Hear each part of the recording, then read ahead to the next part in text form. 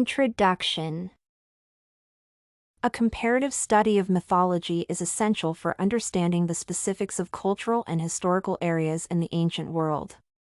Mythology was not only an arsenal for literature but also a direct predecessor of religious and philosophical thought. Moreover, the evolution of mythmaking reflected the main stages of ancient society's development. The creation and use of mythology helped people conceptualize the surrounding reality. Thanks to it, they could explain any phenomena and events of the world. In addition, myths about the creation and death of the universe helped people fight a sense of uncertainty. They could be guided by life principles that could benefit their afterlife. The purpose of this paper is to compare Norse and Indian myths about universe creation, death, and rebirth. Main body. Norse mythology seems to be slightly more straightforward than Indian. According to the Norse myths, at first, nothing existed, and later two worlds, cold and hot, arose immediately. After their creation, giants, gods, and then people were born. All these creatures are of different sexes, which probably indicates the desire of people to create complete mythology. In Indian mythology, the world is also a product of two opposing elements, water and fire. Nevertheless, the very origin of water, the only matter that existed initially, is not explained. When the two elements collided, the golden egg appears. This is the egg that gave birth to Brahma, who created all other living beings. Interestingly, the mythology of India gives motives to his actions. Realizing that he is alone, he decided to create a company for himself. This explains one of the universal human feelings, the fear of being alone.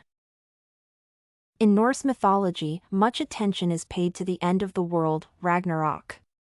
Various characters were invented for it, and the entire course of the battle between the gods and the forces of evil is described. People who believed in these myths knew precisely who would kill whom and what the consequences of the battle would be. Undoubtedly, the last war cannot pass without a trace, so its result will be the destruction of the earth. However, after it is destroyed and plunged into the sea, it will be reborn and become as prolific and pure as it was before the settlement of people and gods. It is likely that this myth reflects the awareness of the harmful human influence on the planet. Probably, ancient people already understood this tendency at that time. In the mythology of India, the end of the world is presented in a completely different way.